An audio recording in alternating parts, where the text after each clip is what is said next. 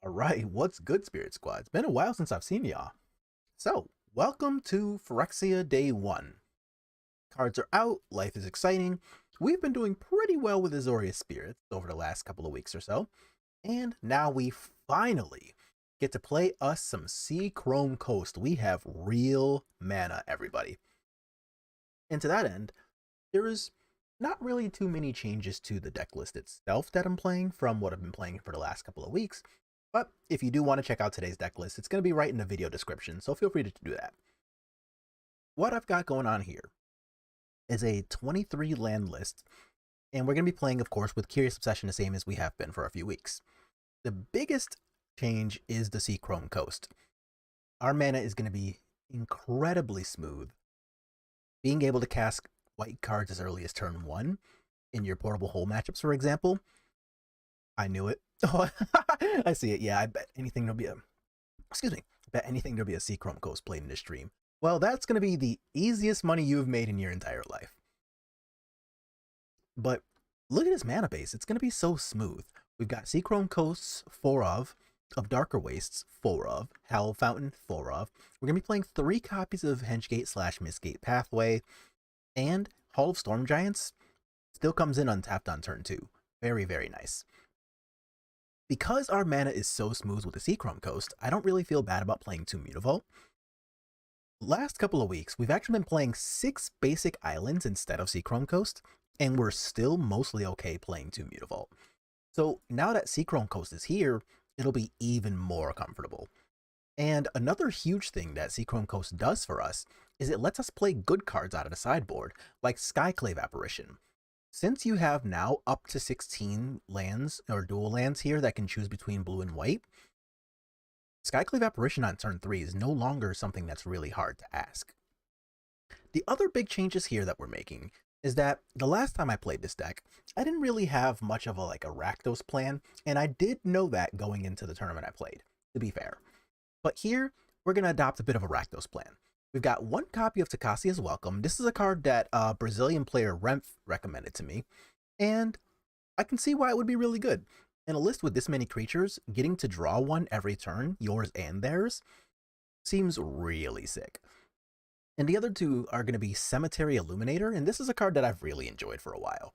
It's accidentally really good against Greasefang, but being able to draw a card, even if you only do so every other turn, on top of a 3 mana 2/3 body against something like Rakdos midrange, this thing's going to be super sweet.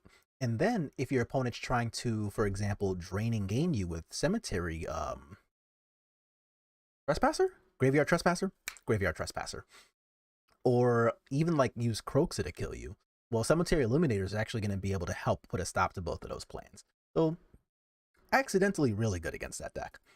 Everything else, pretty normal stuff. 4 copies of Portable Hole, and since we have Sea Chrome Coast now, Portable Hole is a reliable way to get rid of stuff. For example, turn 1 mana elves, turn 1 humans, creatures, things like that. Instead of potentially drawing a hand with Basic Island, Mutavault, and having to keep that and be really sad about it, the Sea Chrome Coasts make those sad faces a lot less likely to happen. And then everything else here is just what we've been playing. 3 copies of Mystical Dispute, I still really love this card. 3 copies of Aether Gust, right now I love this card even more. Also, if anybody's watching this and is local to me, I still need 3 of the RCQ versions of these Mystical Disputes. I only have 1, you know where to hit me up. But, really exciting times. I'm looking forward to playing this list. So what we're going to do is just jump right... Sea Chrome Ghost? Yo, that's actually what I think I changed my Twitter handle to. It's Andre Sea Chrome Ghost or something similar. So I am looking really forward to playing this with real mana. Also, while we're waiting on that, I don't know if I put it in the video description, Bryant, but I did change up a little bit Lotus Field, and I actually wanted to play it before running it by you. But since non-Japanese foils, yeah, no foils for me, thank you. But let's see if I put it in the video description already. I'm pretty sure I did, but I'll double check. But the main idea here is that I wanted to play 2 copies of the new dragon, the 6-drop that costs 3. and exiles 3 cards out of your graveyard. When you do that, you get to cast anything that your opponent could duress from those exiled cards. And I think it's a 4/4 flyer as well. So there's a lot of cool little ways that you can do things like, you know, buying back, for example, even like Hidden Strings is probably fine on top of a 4/4 body, or buying back something as crazy as an Emergent Ultimatum that your opponent might have countered. So there's a lot of real potential here. This hand is kind of mid. I'm on the draw.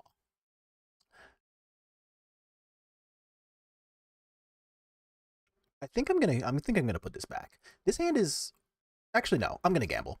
I just put a combat research in here. We're gonna gamble. Opponents being pleasant will be pleasant back. And Llanowar Elves is the play. So Shacklegeist is probably not too terrible. But let's see here if they're playing mono green, or maybe they're playing red green cars. Old growth troll, so we're playing against mono green. So that's actually fine, the troll itself. So now I get to just go ahead and attack here. And I'm not going to play Shacklegeist and try to tap this down since I have the Geistlight Snare already. What I'm going to do here with this next turn is simply decide whether I want to use Rattle Chains to establish a board presence, or whether I want to use Geistlight Snare depending on what they play. So this is going to oh, well, that was easy. The hell out my face. So now that we countered the first Cavalier, I'm going to take my 4, cry about it a little, hopefully untap and draw a Curious Obsession, but then go from there into trying to maybe deal with something else. Let's see what happens here. A Darker Wastes. Definitely not something I wanted. Go ahead and get an attack in, cry about this a little bit. It seems like there might be a slight delay. So like low latency. I'll keep that in mind. Thanks. Let's write that down while I'm thinking about it then.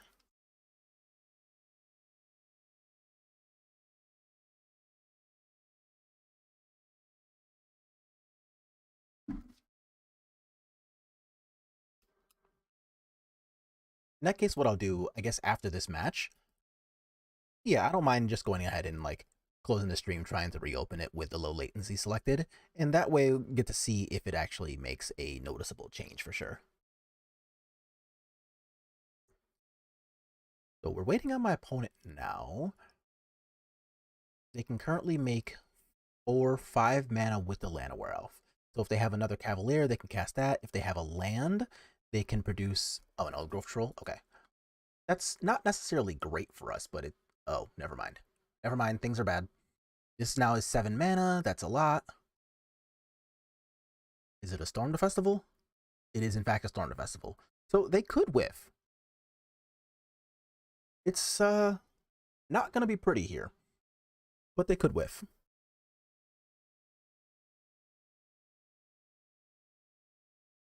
Oath of Nissa and and Kiora. Well, that's mostly a whiff, depending on what they find with Oath, of course. They find a Cavalier. It is no longer a whiff.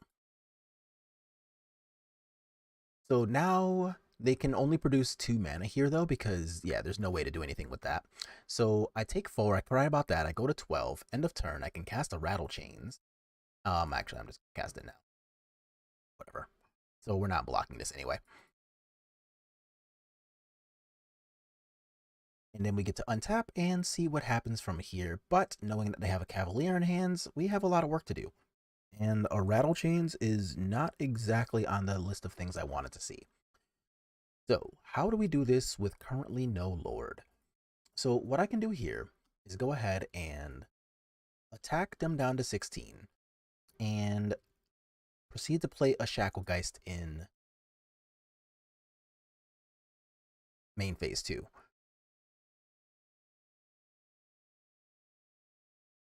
What am I talking about? I have a Rattle Chains on board. Duh. Never mind that.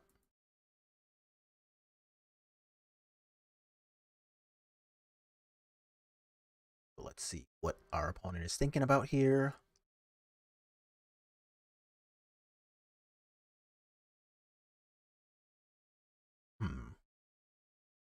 Unfortunately, with the Kiora on board in the Storm Festival in the graveyard, I am relatively certain that we are not very long for this world, unfortunately. There are some draws that can get us out of this, but if I'm keeping it real, it's not looking the best.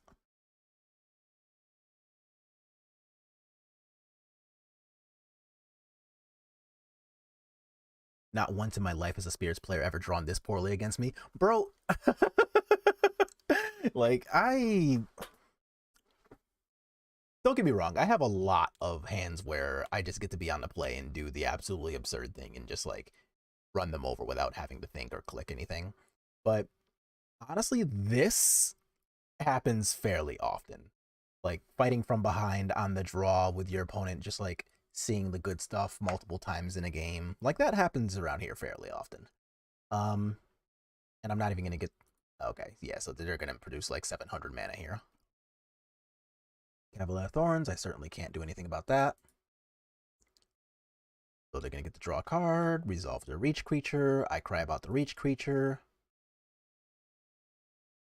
And now I can produce 3, 6, 9, 10, 11, 12 Green Devotion here. So that's 12, 13, 14 mana.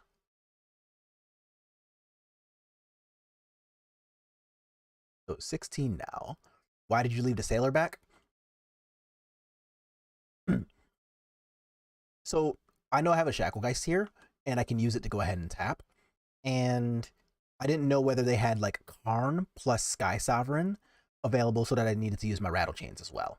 And realistically, I'm not doing anything with the 1 damage here. Ugh. A second Cavalier. Well, I'm pretty certain we no longer have live draws here, but I will try to give ourselves one.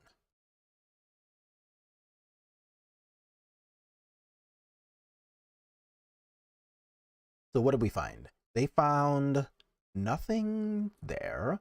I think this one's overdue. Me too. This one is not looking great. Lovestruck Beast. Okay. So that's something to know about.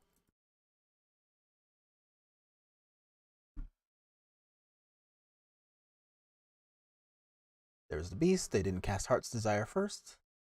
And what does 15 mana do for you? What are the other 2 cards in your hand? Okay. So now that this is here,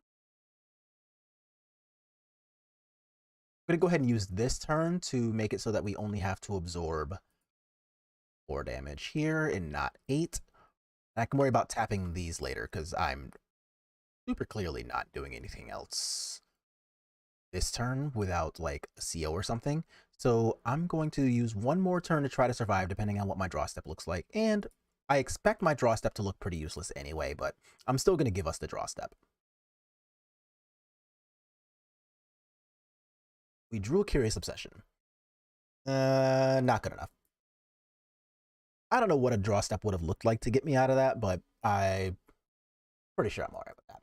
So here we've got Skyclaves, we have Aether Gusts, and on the play, I don't know that I care about the portable holes. On the draw, I think I care a lot more. So here's these, and these.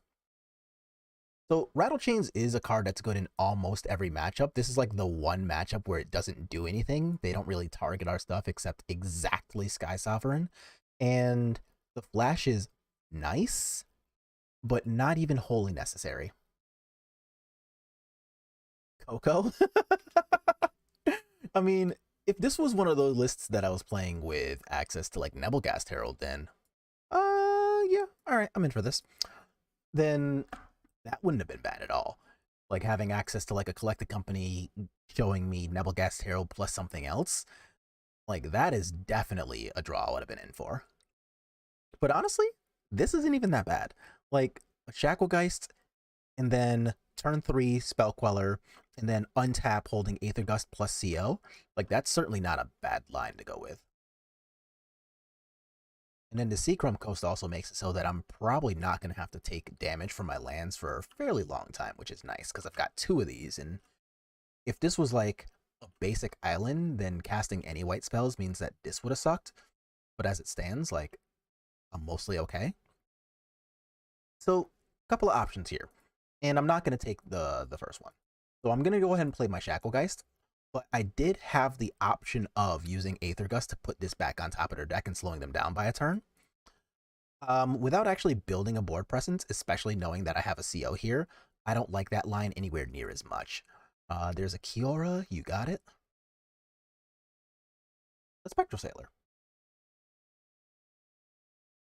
I think now my plan might have changed. So, I can Spectral Sailor, end of their turn, play CO, hold up Aether Gust. That plays around everything but Karn. I can hold up Spell Queller, and that gives me the option to play around Karn and continue to hold up Aether Gust for things like Cavalier, or even, I don't know. Yeah, Cavalier. I think I'm going to do that. So let's just go ahead and attack regular, holding up Spell Queller / Aether Gust and Spectral Sailor, and then next turn I can play the CO and then just basically do whatever I want from there.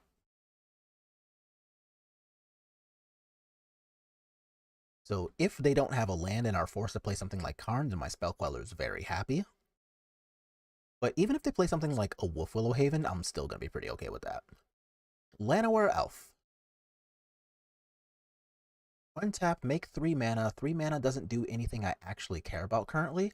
So yeah, I actually will get rid of this.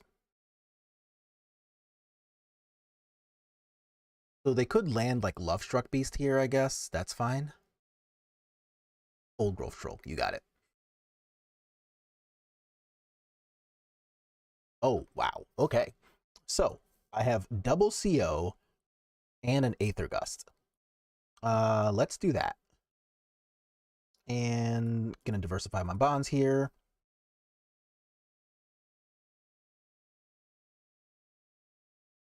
Attack their face, draw a couple of cards, be really happy.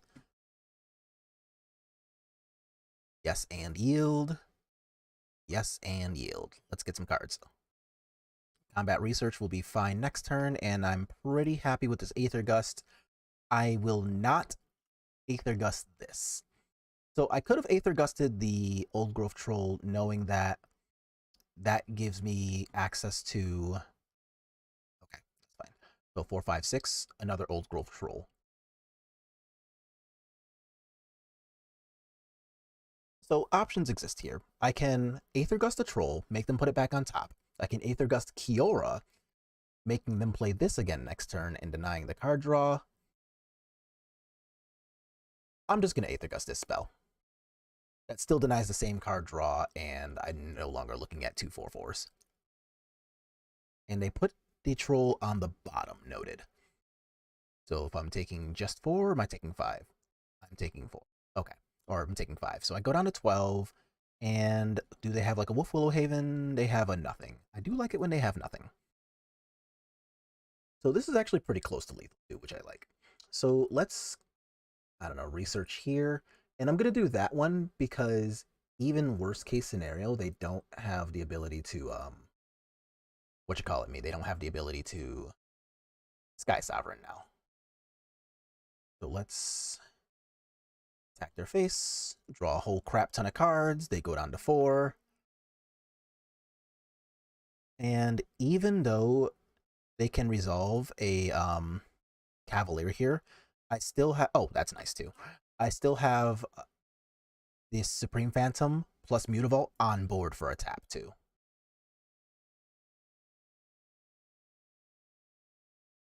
So if that's, well, I mean, I'll just go ahead and counter it. But even if I didn't have the counter spell, I still had the onboard tap. So now we get to go to a game 3. Submit the same deck.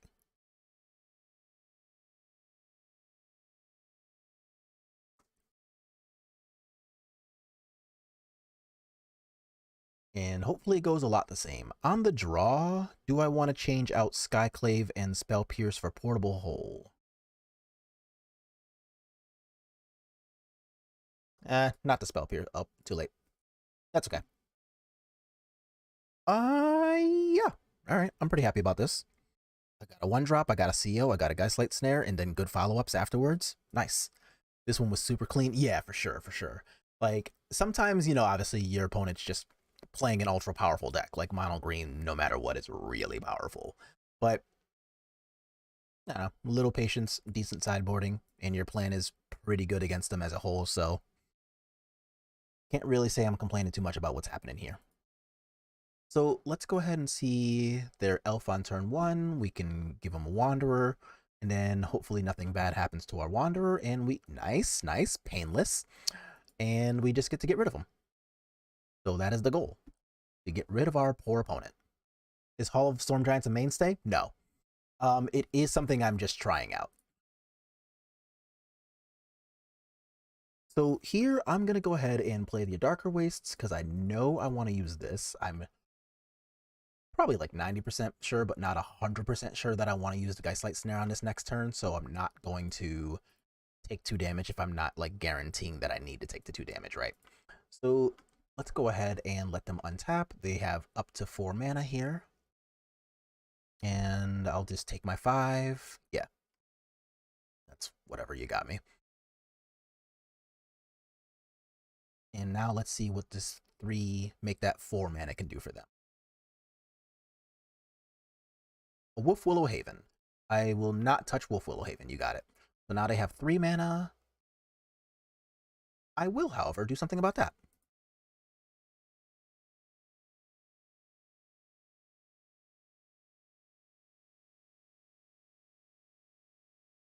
Wonder why it made me keep priority there.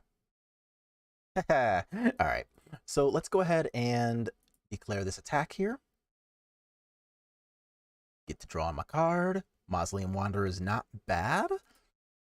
So I am going to shock you in here. So I get to hold up Spell Queller plus double Spectral. So if they have a big devastating spell, they got it. If they don't have a big devastating spell, that's actually better. I will take this and go down to 8 or 7. Do you have a spell you want to cast?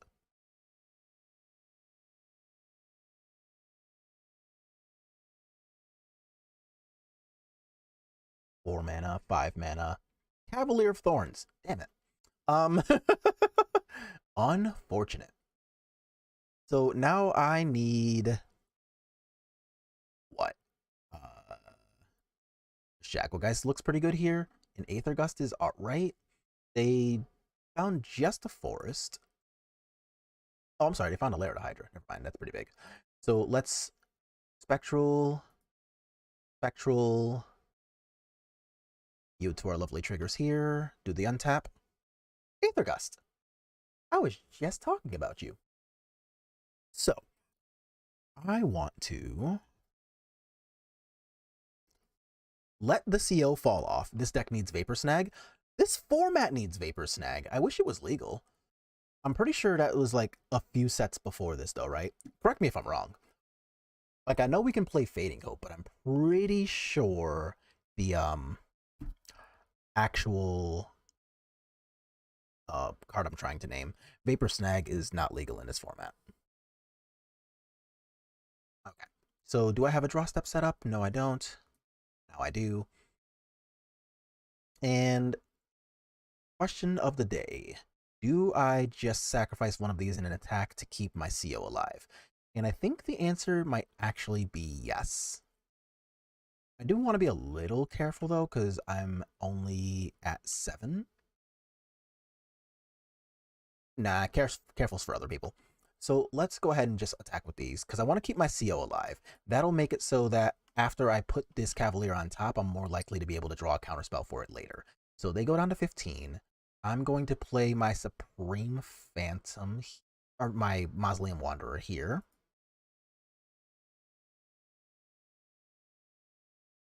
Okay. Draw step. Actually, should I just wait until it attacks? I think. Oh, no. I'm going to do it now in the draw step because I don't want them to have the extra mana for Nykthos too. So now they can put that on top of the deck. And I could still die to the Laird Hydra. Is that a thing? Wolf Willow number 2. Llanoware. Okay.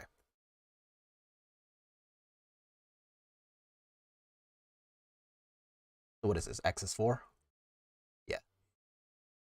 So I block 5, take 4, go to 3, and do some severe finger crossing. I Ganjo. That might be okay.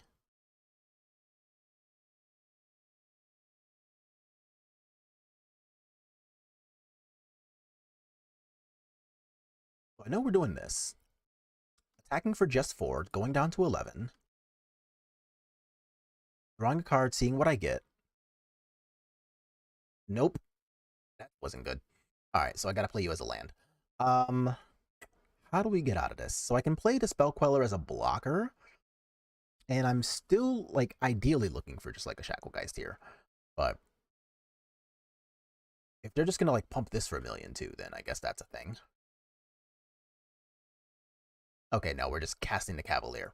Unfortunately, I can't really do much about that, which stinks. Let's see what they find. They find another Nykthos. So what do you add? 3, 4, 5, 6, 7, 8? Excuse me.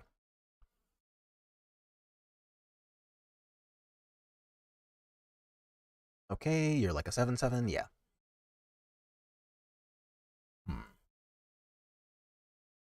So I do have to put you in block at times. And I get to block here, and I get to eat one of these, which is not exactly preferable. I'm going down to 2, losing a lot of friends here.